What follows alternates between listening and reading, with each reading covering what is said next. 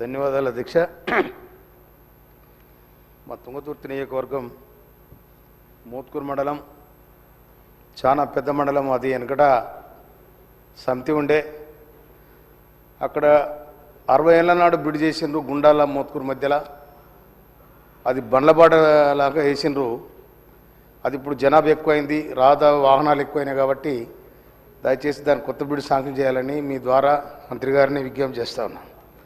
అదేవిధంగా మోత్కూరులో కూడా bus depot కావాలని గౌరవ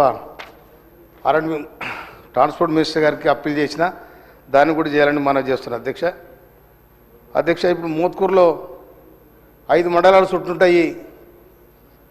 అక్కడ 6 పడకల హాస్పిటల్ ఉంది, దాన్ని 30 పడకల హాస్పిటల్ చేయాలని కూడా నేను మనవి చేస్తున్నా అధ్యక్ష.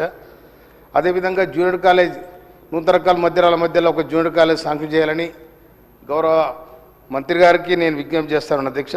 తర్వాత ధర్మారం వర్ధమాన్ కోట అటు సైడ్ 50 గ్రామాలు, ఇటు సైడ్ 50 గ్రామాలు, 100 గ్రామాలు గడవడానికి ధర్మారం వర్ధమాన్ కోట మధ్యలో బిక్కేరు మీద ఒక బ్రిడ్జ్ శాంక్షన్ చేయాలని గౌరవ మంత్రి గారిని నేను విజ్ఞప్తి చేస్తా ఉన్నాను.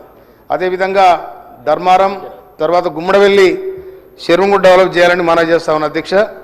అదేవిధంగా అరవపల్లి మండల కేంద్రంలో దేవాదాయ భూములు 700 ఎకరాలు ఉన్నాయి. అక్కడ గౌరవ ఆనాటి ముఖ్యమంత్రి రాజశేఖర రెడ్డి గారు ఉన్నప్పుడు ఇందిరమ్మ ఇల్లు కట్టుకోవడానికి అవకాశం ఇచ్చిండ్రు. ఇప్పుడు దేవాదాయ భూములలో ఇల్లు కట్టడానికి పర్మిషన్ లేదని చెప్పి మా సూర్యాపేట కలెక్టర్ గారు అంటా ఉన్నారు. అక్కడ ఇందిరమ్మ ఇల్లు పేదోళ్ళకి ఇచ్చినాం కాబట్టి అక్కడ కట్టుకోవడానికి భూమి లేదు కనుక దాన్ని కూడా వెసులుబాటు కల్పించాలని మంత్రి గారికి నేను విజ్ఞప్తి చేస్తా ఉన్నాను. అదేవిధంగా ఎస్ఆర్ఎస్పి మెయిన్ కెనాల్ ఏదైతుందో అది కోతకు గురవుతూ ఉంది. నీళ్ళు వచ్చినప్పుడు దాన్ని కూడా 27 కిలోమీటర్లు దాని లైనింగ్ చేయాలని చెప్పి నేను మంత్రి గారికి విజ్ఞప్తి చేస్తా ఉన్నాను. కనుక మాకు ఇచ్చిన అవకాశానికి మీకు ధన్యవాదాలు అధ్యక్ష.